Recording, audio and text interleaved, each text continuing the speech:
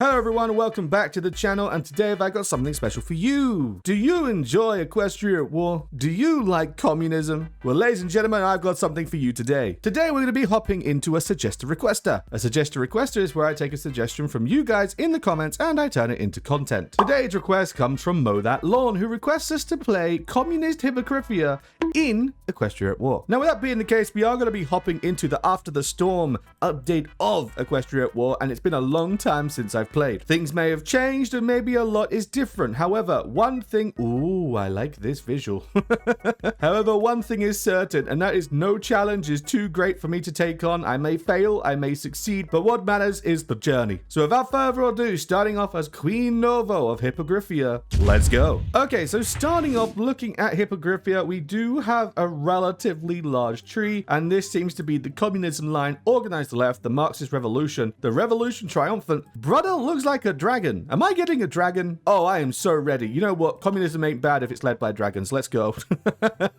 We also have Sea Pony primacy versus Hippogriff primacy. And you know what? I'm going Hippogriff simply because I prefer flying and land compared to the sea. We also have a nice industry tree here, which is pretty damn good. And it seems to be linked to ideology tree as well. So starting off, placating the isolationists. Let's go, let's go. In terms of research, we are looking decent with our standard 3 research slots. Don't mind if I do. And a base starting army of 20 divisions. It's nothing to bang home about, but it's enough to get the job done. Happy days. Now, with this request, there are no real requirements. There are no real demands. It was only just to play Communist Hippogriffia. And you know what? I'm perfectly fine with that. So I'm going to go about my business, get things all ready, and I'll see you when we start to head down some interesting things. I'm not entirely sure what's to come, but underwater construction, huh? Sea pony conscription, huh? Divided society, huh? Oh no, this is going to be a decision hellhole, isn't it?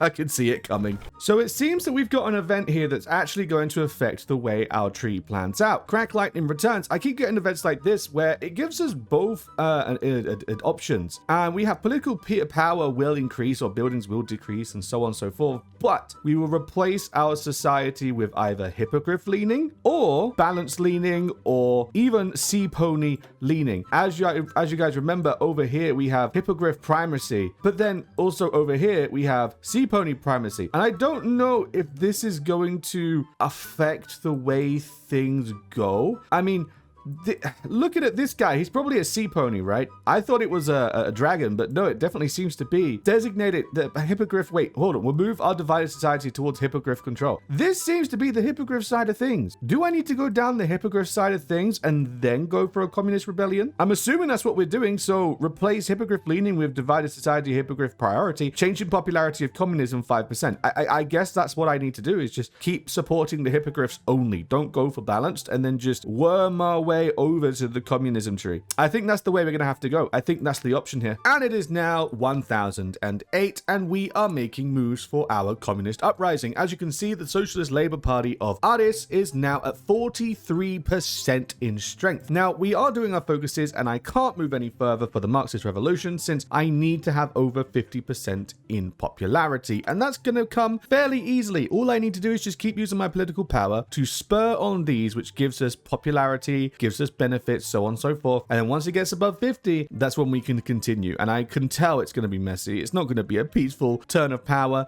but at the end of the day, I think it should be okay, maybe, potentially.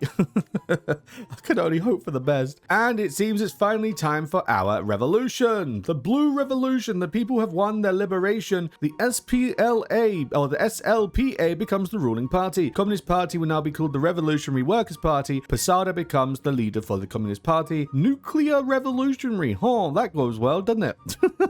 We also have Add Sea Pony Antipathy, which gives us the minus 25 on the invasion prep and invasion speed, as well as a minus 90% recruitable sea pony population. Oh, that's not very good. I'm not overly a fan of that. However, we now have our focus tree. Oh my god, my tree has shrunk. I don't even have my army tree anymore. Was this a good decision? Why is this happening? I don't understand. I don't understand. See, communism is bad. This is why red is bad, okay? No.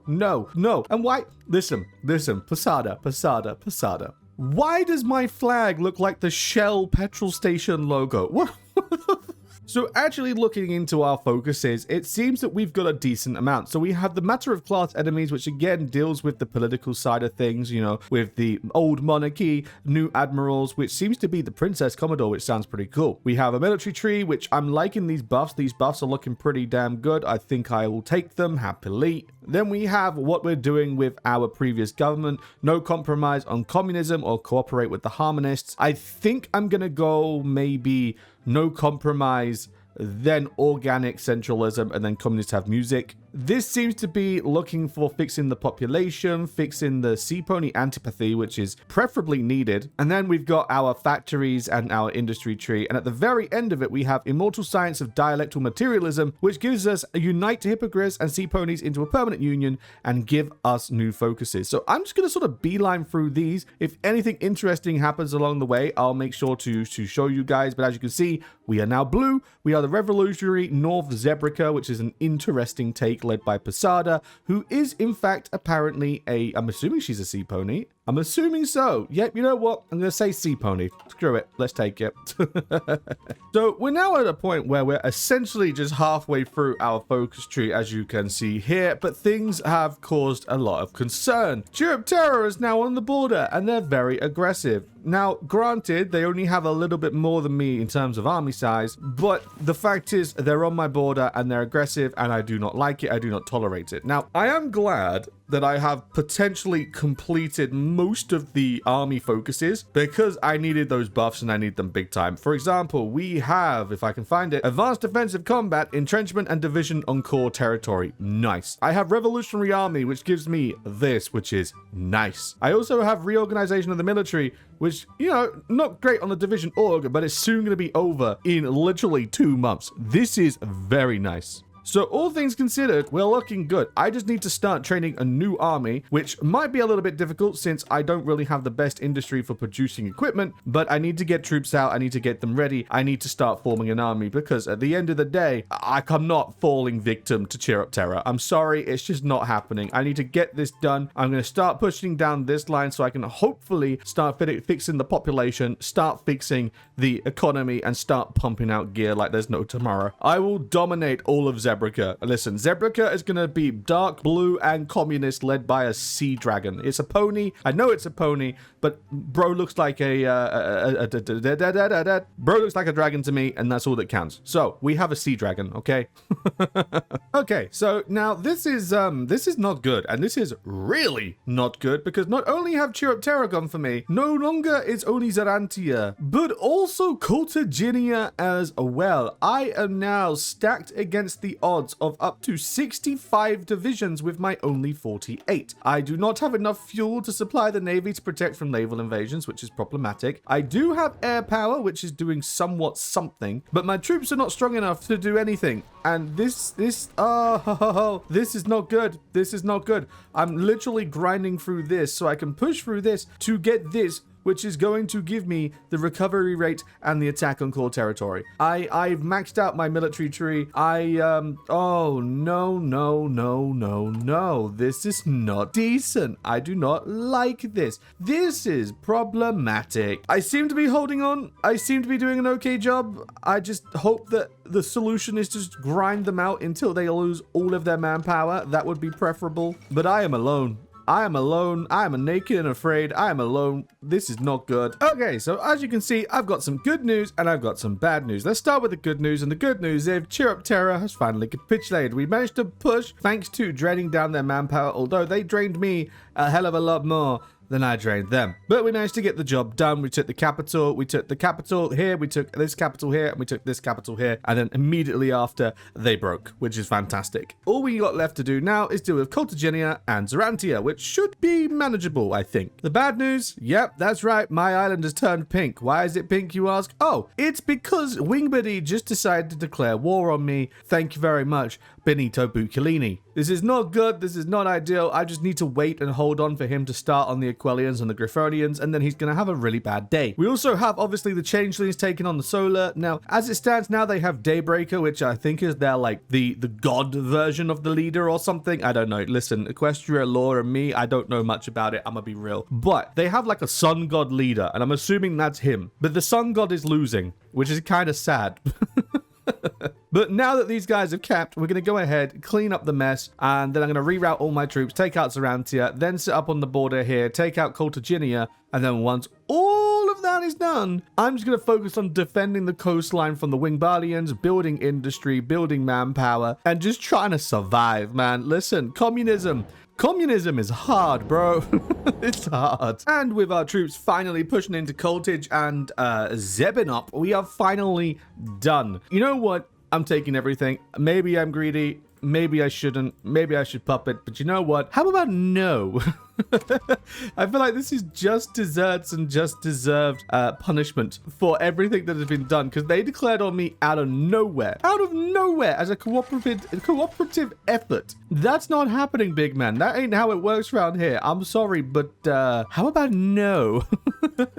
I'm going to go ahead and I'm going to make sure our coastline is secure. I am not making or taking any risks whatsoever, and I'm gonna make sure both of my armies are on red alert for this, because at the end of the day I can't afford to risk anything. Wingbardy are still out in motion, and they also have some land on this continent, as you can see, which is very problematic for me, and I want nothing to do with it. So I'm going to make sure that I've got my 23 stack in motion, ready to rock and roll. I have one weak spot, which is North Point, but hopefully I can start producing some more troops after a while. We have everything blockaded, everything rocking and rolling. This is golden. This is great. I just need to make sure we're producing stuff, especially the zappers. I need these so that my military police can get in motion and clamp down on all of the negative revolutionaries in my revolutionary, if that makes sense. Probably not. It's okay. Ocean Drop, you seemed cool. Sure. Bring it on, baby. Let's go, Wingbardy. Oh, speaking of Wingbardy, I just got this. Peace with Kingdom... I just got this. Peace with the Kingdom of Wingbardy. With the war on the mainland turning decidedly in our favor, Piccolini has approached us with a peace offer. He obviously expected to secure a quick and easy victory while we were distracted by our other foes. Now that the Kingdom of Wingbardy is facing the prospect of a protracted conflict with us, Piccolini is proposing a return to status quo antebellum. Needs to be taught end the war with Wingbardy, which gives us decisions and missions, or accept the offer. You know what? I'm going to temporarily accept the offer so that I can focus on building our own lands, focusing on expanding things this side of the pond, and when the time is right, Mr. Wingbardy, you will have your head on a pike. I am not going down that easy. It may seem like an easy victory, but no, sir, no. I bite my thumb at thee. It is, you're going down, boy. You're going down. You hear that, boy? You're going down. And after waiting a very, very long time, we have finally finished all of our focuses. And as you can see, there is nothing left but one focus. Revolutionary North Zebrica rises. And to do this, we need nuclear fission bomb projects. So the nukes need to be done, which is currently in progress. We need more than 0 nukes currently in progress, and we must control or be allied with all of northern Zebrica. So the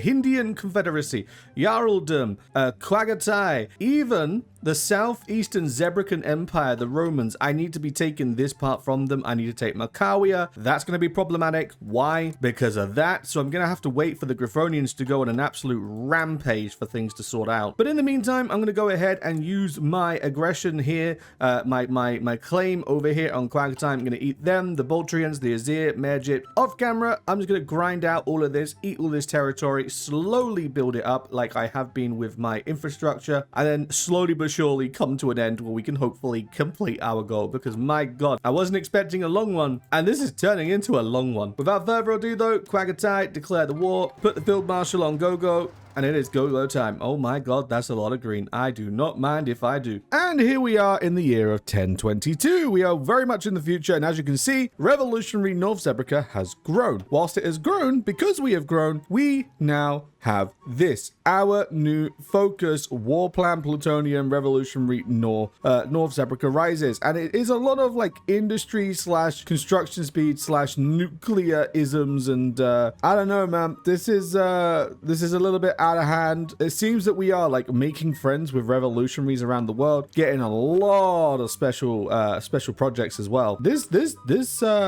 insane. To put it bluntly, This is insane, but it is what it is. Thanks to Griffonia, though, we did achieve our goal. As you can see, we do have land over here. It's all because Griffonia went to war. I went to war with Macquarie, and we got the lands. And then after, I got a decision to release them as a puppet. So we now have Iloa, who is the fire of the revolution, which is nice. Looks spooky. But like I said, I'm just going to keep doing what I'm doing. I am quietly but surely turning all of the infrastructure blue all over the nation, and slowly but surely we're going to become the top dog.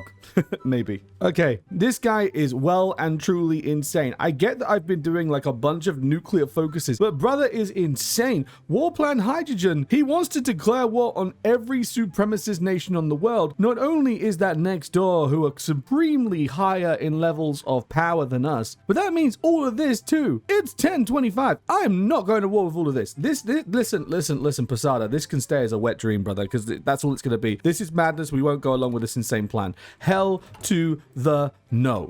It's not happening. And I've unlocked more focuses where we have to the stars and beyond, which gives us minus 20%. Oh my god. Consumer goods. Hydrogen helping, which gives us revolutionary offers economic aid, and mission completed. Job well done. I'm going to get through these real quick, and I will see you when we get the... I'm assuming it's going to be a pop-up for job well done, so I'll see you when we get to that point. But in hindsight, it was a bit crazy. Yes, it was, Posada. You're crazy, bro. Our campaign will end when we unify the whole Zebrican continent, dealing with the Romans as our last one, because these guys are autocracy, which is supremacist, and they're at 369 while we're at 90, which means it's time to activate the service by requirement. Yes, give me manpower, give me troops, please. Okay, so now moving on here, we are at a job well done. Here we have Posada found herself smiling even as she squinted. She normally preferred the sky at night, but in the company of a friend, she could appreciate even this glare. They have a nice little discussion about how things have been, and it ends with, I'll need to write my resignation letter, which in turn, I think maybe Posada is on the way out soon, but the focuses are done. I've got no more focuses left to do. There is absolutely nada. So that means we've got one thing left. The one thing left to do before we finish this grand campaign, and that is to finish all of my special projects so I can have my infinite soldier buffs, because my god, I've got a lot of soldier buffs. I've got so many now. This is insane. But also, so that I can go to war with the Zebricans. I now have a lot of manpower, and with that manpower, I am just going to pump tons of military units out. I want fit infantry. I want my armored corps. I want loads and loads of soldiers. I need to build a mega army. I need to take out the Zebricans. These guys are a threat with their 329 divisions. It's absolutely insane. There's too many. So I'm going to blitz through these guys, get these guys all rubbed off, and I'll see you guys when it's ready to eat the Zebricans. Because after we do the Zebricans, yes, we're going to have the Asterians, the Abyssinians, the Commarebo, and then like all these smaller little nations scattered around, wipe them out. And then once that's done, the whole continent is ours. But the smaller ones I'll do off camera. The big one, oh, the big Mama Jamma, yeah, that's getting the screen time. I'll see you when it's ready. And it's finally time. The Great Zebrican War between the North and the Southeast. Communism versus supremacy. Kaiser versus our new leader of starry eyes. They are Ellie Goulding. But it is time to launch the offensive. We have numbers, we have air power. Whether or not it's going to work, completely different story, but everyone is on go time. Our army is fairly decent. I'll quickly show you those stats. Here are the stats for our foot infantry with 600 soft, and then 1,500, nearly 1,600 defense with 300 breakthrough, which is insane for infantry. And then our tank brigade, of course, doing absolute numbers with insane levels of breakthrough, nearly 2,000, 1,500 defense, 800 soft, 500 hard. These are insane figures. They are crazy figures. But without further ado, let's launch the offensive. And is it green? I do not know. Oh, that's not good. That's not good. Oh, no. Right, well, I'm going to have to hope that the soldiers that are doing good do well enough to reinforce the red areas. But outside of that, we've got territory to bleed and our capital's on an island. So we should be okay in worst case scenario. Let's take it to the Zebricans. Let's take it to the supremacists. Let's put them down. And after 2 years and 600,000 losses, we have finally achieved our goal. We're going to go ahead and annex all, of course, and with this, the continent is unified. Yes, there is still one nation to deal with, which is the Tong Pao, but I'll deal with them off camera so that we can actually have a nice little, how can I say, end screen thumbnail worthy empire. But for all intents and purposes, we've achieved our goal. We have united Zebrica under one banner, the banner of communism led by Starry Eyes. And with this, my request has been fulfilled. The request that you guys sent me for this run has been fulfilled, and with that, we can finally close out. And it took a lot of time to get this done. We took 42 years and 6 months in-game time to get this done in 18 hours played total. Insane amount of time. But what I do it for you. So I hope you guys appreciate it.